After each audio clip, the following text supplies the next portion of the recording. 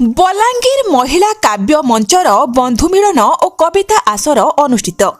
बलांगीर जिलार पथर चेपास्थित प्राकृतिक सौंदर्य भरपूर पंचवटी उद्यान महिला काव्य मंचर एक बंधुमिलन सह कविता आसर बहु उत्साहर सहित अनुष्ठित हो जाइछि।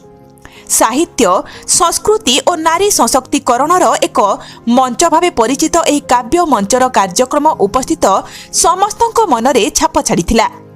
कार्यक्रमटी महिला काव्य मंचर सभापति आल्लादिनी पाणिग्राही सभापतित्व आयोजित होइथिला।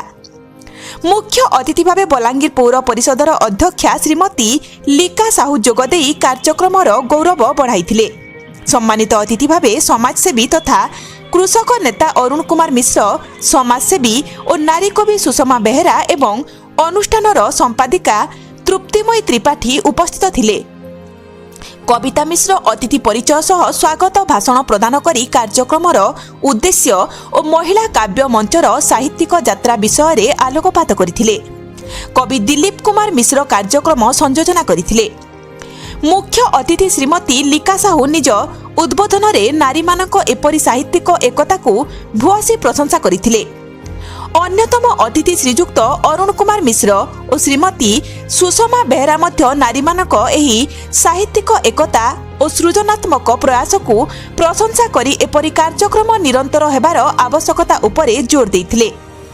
कार्यक्रम को सफल करिबारे प्रभासिनी भोई, पुष्पांजलि मेहेर, सुजाता नायक, शालिनी शाह, सुदेशना मिश्र, पूर्णिमा पंडा, श्रद्धांजलि त्रिपाठी, शुभश्री भोई, हीरावती साहू प्रमुख सहयोग करथिले। शेषरे राजीव भोई समस्त अतिथि कवि कवयित्री और सहयोगी माननकु धन्यवाद जणाई कार्यक्रमर समापन करथिले। ब्यूरो रिपोर्ट, भरोसा न्यूज।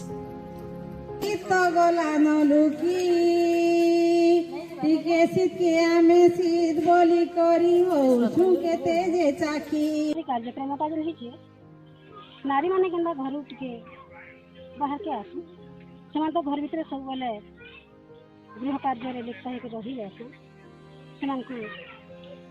से बाहर के आनबार आम उद्देश्य बा पदा के बाहर किसी कर देखा जेन अंतर्निहित जेन क्षमता रही जेन शक्ति रही से शक्ति लुकाई धोके नहीं रहू आरु प्रस्फुटित हो या बाहर के आसु विकसित हो।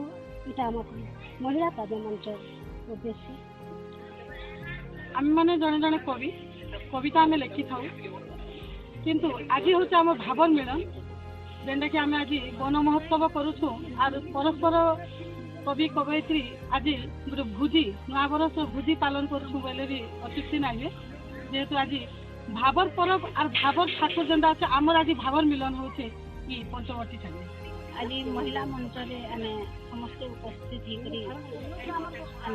इन कार्यक्रम एक सफल करवार लगे आम आई मातृ जागरण हेले तो सारा सृष्टि सुंदर है बहुत खुशी लगुचे कहीं आम सब बेले काम धंदा व्यस्त थी आज आम सुजोग पाई आम आज्ञा मैंने आमको सहयोग कर सहयोग कर आसिक एत आनंद लगुच वर्णना तो करना।